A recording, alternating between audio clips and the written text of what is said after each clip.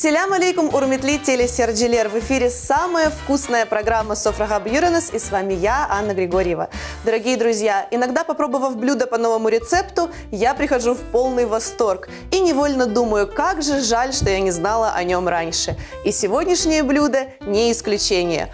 Фаршированные половинки болгарского перца, запеченные в духовке, идеальный вариант для семейного обеда. А поделиться замечательным рецептом данного блюда креативная, лучезарная, талантливая личность. Ее работы никого не оставят равнодушным. У нас в гостях Алиме Абибулаева.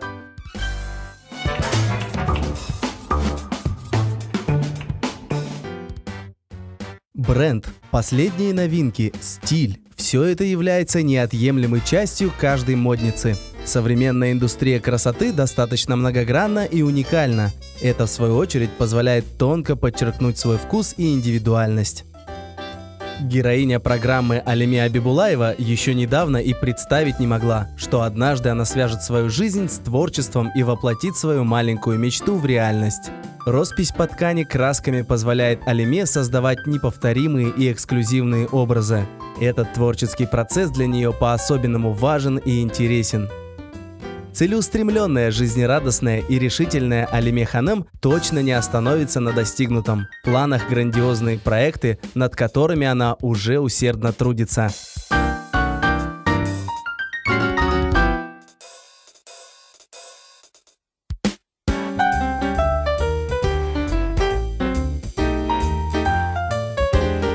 Сегодня на кухне Софрага Бьюренес Алиме Абибулаева поделится рецептом блюда под названием «Сочный бум».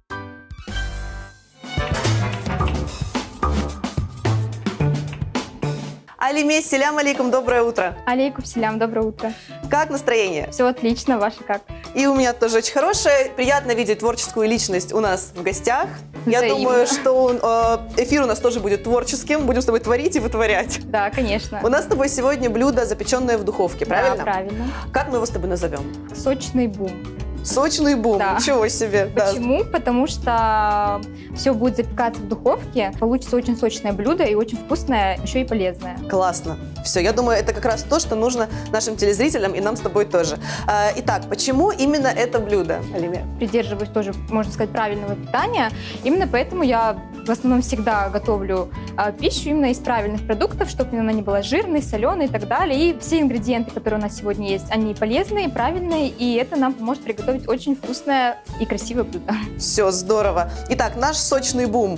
Вот у нас все ингредиенты на столе. Давай перечислим нашим телезрителям, что у нас есть. Нам понадобится курочка, филе, болгарский перец, лук, греческий йогурт, сыр, помидорки, салат для оформления и зелень. Зелень любая по вашему вкусу, у нас сегодня укроп. Отлично. Ну что ж, тогда приступим с тобой к приготовлению нашего сочного бума. С чего мы с тобой начнем? Давайте начнем. Я начну с курочки, а вы, пожалуй, с лука. Все у нас нарезается квадратиками мелкими. Я знаю, что ты готовить любишь. Да, я, в принципе, люблю готовить. Довольно-таки часто готовлю. Что любишь готовить больше всего? В основном это углеводы, там каши какие-либо. Обязательно мясо, обязательно овощи. То есть без этого, полноценный рацион нельзя себе представить. Вот. И, конечно же, овощные запеканки я тоже очень сильно люблю. Ну что ж, мясо и овощи у нас сегодня тоже есть на столе. Конечно. Я предлагаю приступать. Итак, кубиками, я так поняла, да? Небольшими кубиками аккуратно все нарезаем. Все. Рецепт этот очень удобен в приготовлении тем, что готовится опять-таки быстро, во-первых. Во-вторых, блюдо это полезно. И в-третьих, очень вкусное. Алиме, хочется узнать тебя поближе. Расскажи о своем детстве, как оно проходило. Я родилась в Крыму, живу здесь с детства. Честно, в детстве я не была спокойным ребенком, я не могу такого о себе сказать. Я была очень энергичной.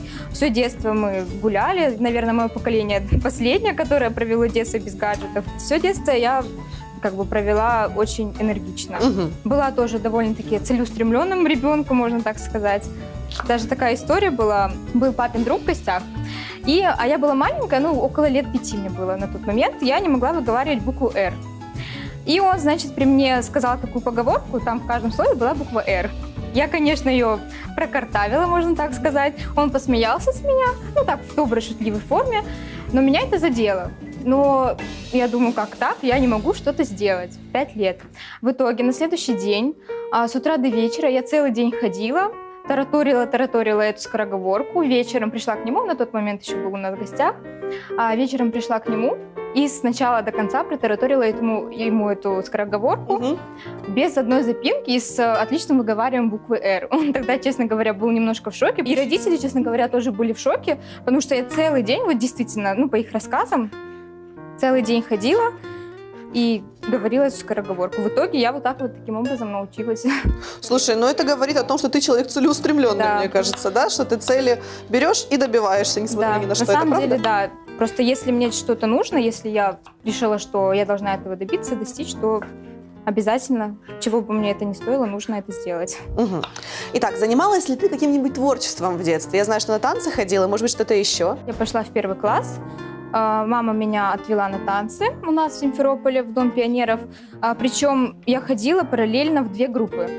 То есть, да, они тоже проходили в одном кабинете. Занятия там приблизительно были 1,5 часа. Отзанималась я с одной группой, ходила на крымско-татарские танцы и на восточные. Вот и занималась я на крымско-татарских танцах. И затем приходит следующая группа, и занимаюсь еще с ними восточными. То есть около 3-4 часов я проводила 3 раза в Ничего неделю. себе. Да, и так случалось, что мы очень часто путешествовали по Крыму с концертами. Мгм. Я ходила в ансамбль «Фиденлар», и с ним мы очень часто путешествовали по Крыму. У нас было очень много концертов.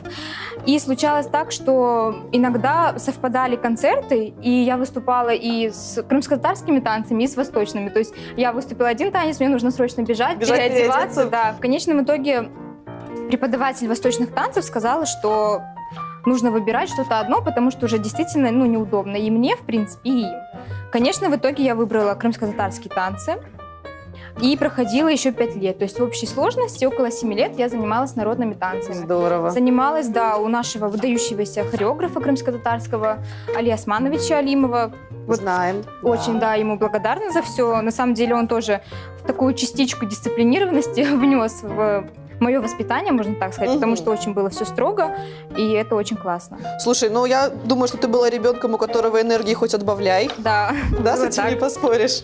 Да. А расскажи все-таки о творчестве, скажем так, как ты рисовала в детстве. Вот это тоже интересно. На самом деле, это были, в принципе, обычные рисунки, как сейчас дети все рисуют, с карандашами. Часто мы с подружками просто собирались и из картинок перерисовывали. Как известно, все начинается с обычных перерисовок. Да, это правда. Да. Затем я рисовала портреты, в семье всех уговаривала, чтобы они были моими моделями. Непосредственно рисовала их портреты. Конечно, было не совсем похоже на тот момент, но мне это было интересно, и родители, в принципе, всегда поддерживают мои порывы. А это к очень чему-либо. важно, что вы Да. поддерживали, правда? Да, Кто это тебя очень поддерживает сейчас? Расскажи. Нашка, бабашка, они меня всегда поддерживают в любых начинаниях. Алиме, мы с тобой практически синхронно закончили Да. нарезать курицу и лучок. Дальше возьмем, порежем помидорки. Да, помидоры тоже режем, в принципе, квадратиками небольшими. Алиме, все равно хочется узнать подробнее о твоем творческом пути. Расскажи о своем знакомстве с акварелью. Да, ты акварелью рисуешь, кстати? Нет, Или акварелью пишешь вообще, как я правильно? не рисую, не пишу, я пишу маслом, акрилом и гуашью тоже. А вообще, все детство, большую часть своей жизни я рисовала просто простым карандашом, мне было это интересно, и за краски я как-то немножко даже, можно сказать, боялась браться, потому что я считала, что это очень сложно, страшно. В детстве я в художественную школу не ходила, то есть я самоучка и рисовала сама. Затем, когда я уже поступила на 2-й курс, я поняла, что все-таки нужно пойти обучиться, и я пошла в художественную школу-мастерскую у нас здесь, в городе Симферополь. И именно там я первый раз, можно сказать, познакомилась и подружилась с красками. Первое занятие я начала с гуаши, познакомилась с гуашью. Затем я перешла на акрил. Акрил мне уже больше понравился, так как он очень яркий и немножко текстуры в нем тоже есть. И, конечно же, моя любовь — это масло. Масло я очень сильно люблю, потому что можно передать какие-то эмоции маслом. Объемные картины получаются и живые, можно даже так сказать. Но маслом я начала рисовать таким образом. У меня был день рождения, и подруга мне подарила на день рождения набор масляных красок. Сказать, что я была счастлива, это не сказать ничего. Лучший подарок. Это лучший подарок для художника, который вообще может быть. Мгм. И, конечно же, через день я уже начала непосредственно сразу приступила к картине. Первая моя картина маслом — это были тюльпаны. Они сейчас до сих пор у меня стоят в комнате, вот. Ты сказала о том, что начала заниматься, когда поступила на 2-й курс. А на кого ты учишься, кстати? Я вот в этом году закончила бакалавриат по специальности менеджмент организаций, факультет управления. Специальность моя не связана с творчеством, как вы можете заметить. Вот, честно говоря, я когда поступала, я разрывалась между 2 факультетами управления, куда я поступила, и думала пойти на архитектора. Но в итоге я поняла, что, честно говоря, черчение такие, мне это не очень интересно, больше мне нравятся краски, яркость, жизнь. И я все-таки решила пойти на менеджмент. В принципе, я не жалею, потому что это действительно мне пригодится. Ну что ж, выкладываем нарезанные кубиками помидорчики. Алиме, наша посуда потихонечку наполняется ингредиентами. А чем мы с тобой сейчас займемся? Сейчас нам нужно будет нарезать зелень и натереть сыр на терочке. Ну давай, когда зеленью займешься ты, Да, я думаю, да? давайте. А сыр натру я. Зелени возьмем немного, вот буквально половину. Я думаю, нам этого будет достаточно. А насчет сыра, ну-ка скажи мне, весь нужно тереть? Сыр, да, весь. Весь, крупно, Чем больше мелко? сыра, тем вкуснее.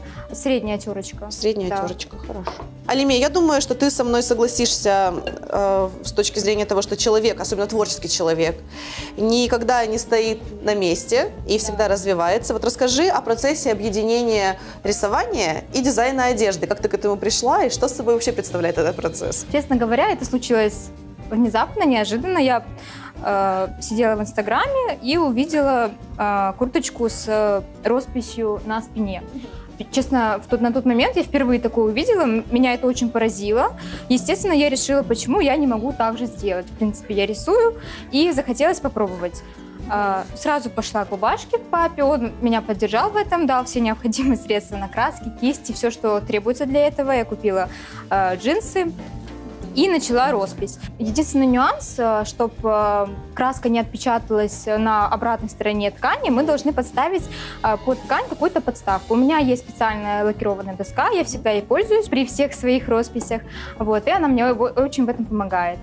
Также очень важен это фон. Нельзя просто взять и начать рисовать рисунок, потому что будет некрасиво, будет неяркая краска, и она тогда не будет так выделяться, ярко смотреться, как, в принципе, обычный рисунок. Обязательно я рисую на хлопке. Состав вещи должен быть 100% хлопок. Единственное, допустимое содержание хлопка минимальное, 80%. То есть если 80% хлопка, там 20% эластан или вискоза, еще чего-нибудь, то, в принципе, вполне подходит. Алиме, скажи мне, сколько времени нужно для завершения одной твоей работы? Это зависит от размера и сложности рисунка. А на джинсовке в основном у меня уходит где-то от 5-6 до 13-14 часов. Потому что на самом деле очень много деталей в росписи по ткани красками. И ко всему, я считаю, нужно относиться с любовью и делать все от души. Поэтому занимает довольно-таки много времени. На джинсовке это рисунок, а на футболке где-то от 3 до 6 часов. Ты выбираешь сама эскиз, то что, готовый вариант, что это будет? Либо это какие-то заказы, как это происходит? В основном, честно говоря, когда заказчик обращается ко мне, он уже заранее знает, чего он хочет. Вместе обсуждаем все детали, я рисую эскиз, скидываю ему, он смотрит, что-то нравится ему, что не нравится, я исправляю и в итоге уже переношу это на ткань. То есть это совместный процесс? Да, можно сказать и так. Ну расскажи о главном проекте Alabi Art. Расскажи, что он собой представляет, как долго существует, все очень интересно. В августе, иншаллах, будет уже год. Начала я прошлым летом. Представляет он собой, как мы уже ранее говорили, роспись красками по ткани. Название произошло внезапно. Я, в принципе, думала, как же мне назвать свою страницу, потому что у меня есть страница в Инстаграм, куда я выкладываю все свои работы, и нужно было придумать для нее название. А название произошло от моего имени фамилия, то есть Alabi, Алла — это первые 2 буквы моего имени, Алиме, и остальные 3 буквы — это первые 3 буквы моей фамилии. Алиме, смотри, как у нас много сыра получилось. Остался последний этап, нам теперь нужно все содержимое в миске будет перемешать с греческим йогуртом. Угу, греческий йогурт. Так, именно не сметана, не майонез. Нет, что именно собой представляет греческий йогурт? Его можно просто купить в магазине? Да, абсолютно правильно. Его можно купить в абсолютно любом магазине. Он очень нежный и придает такой пикантный вкус нашему блюду. Какие планы у тебя на твой проект? У меня сейчас также, помимо рисунков, действует ателье. То есть человек может заказать себе индивидуальный пошив платья. Это начала я буквально неделю назад, то есть это только ввожу я в свою программу, можно так сказать. И в дальнейшем, конечно, есть кое-какие планы. Ты сама шьешь?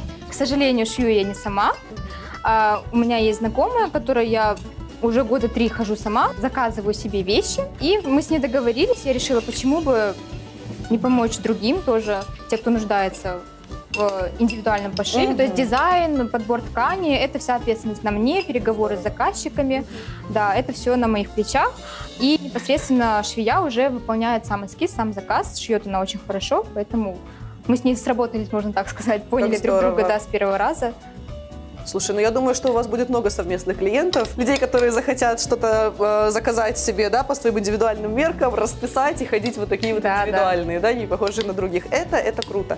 Так, ну что, я вижу, как ты уже добавила греческий йогурт. Да, все это мы аккуратненько перемешиваем, тщательно, чтобы все пропиталось нашим йогуртом нежным.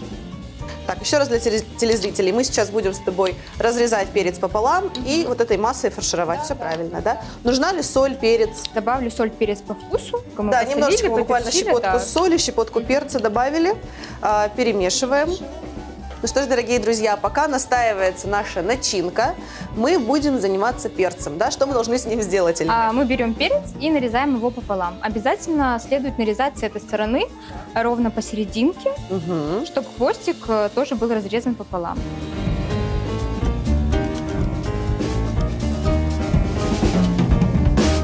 Обычными движениями убираем нашу сердцевинку.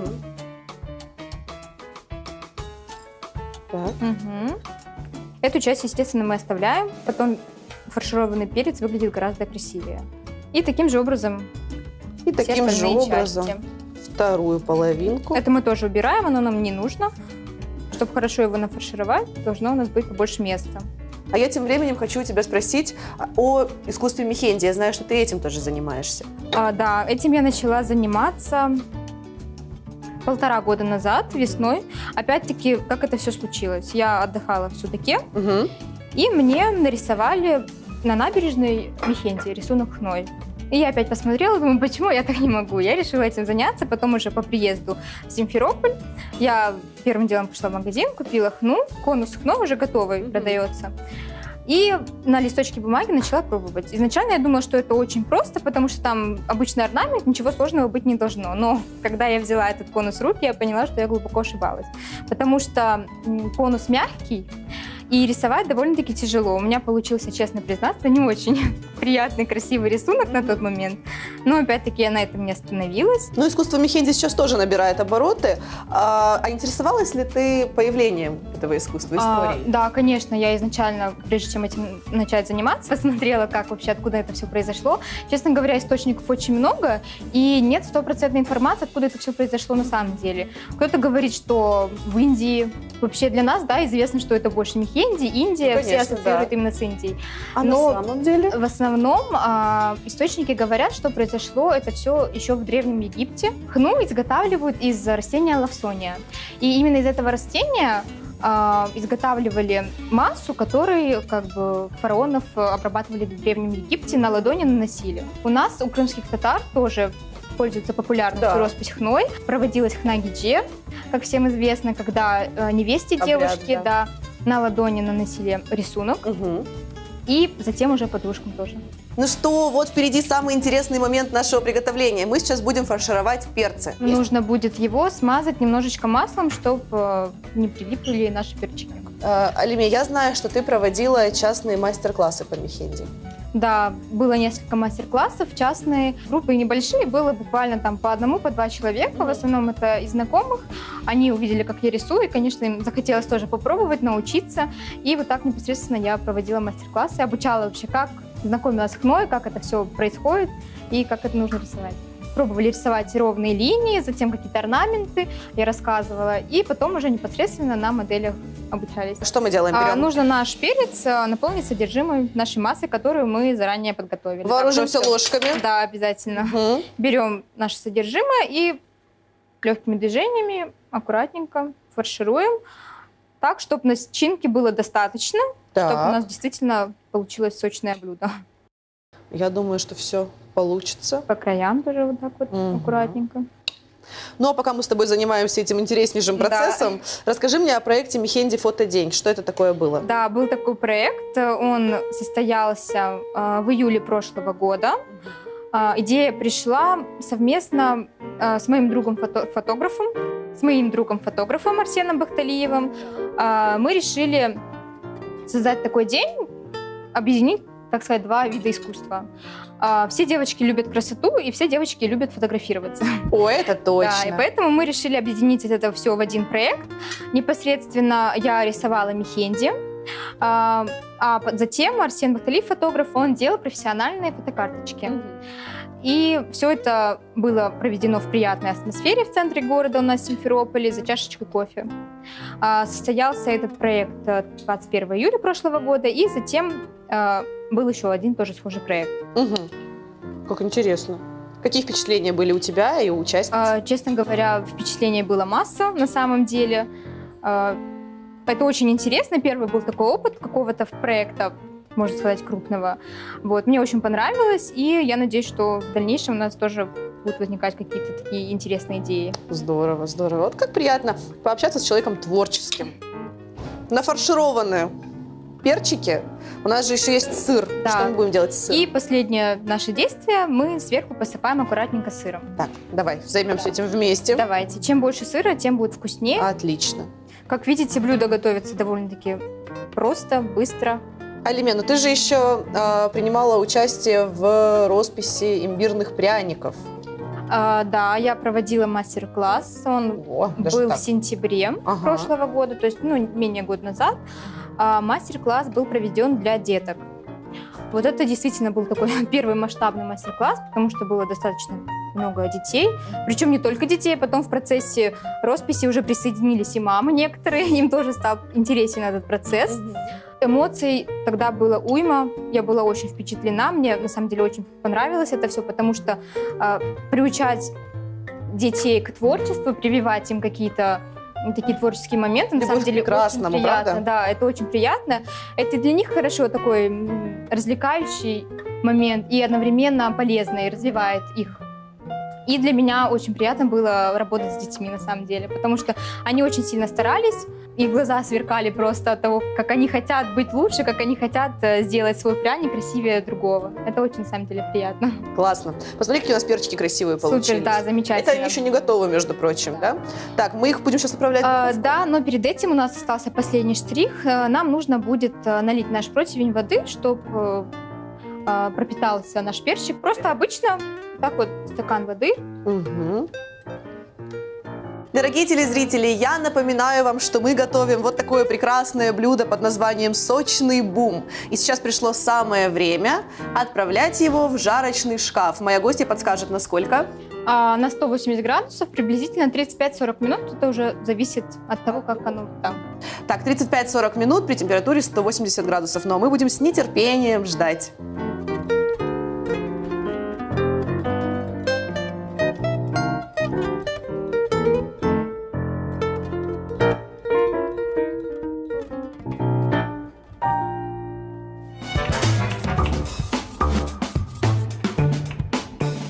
Минут пролетели. Алиме, оцени блюдо. Супер, отлично. Выглядит красиво, так поджаристо, правда? Да, очень сочно. Ну что, сочный бум практически готов. Да, осталось у нас дело за малым. У нас для оформления на сегодня зелень. В принципе, листья салата, да, листья салата и укроп. Можно экспериментировать по вашему вкусу, украшать как хотите. Так, как ты это видишь? Аккуратненько накладываем листья салата.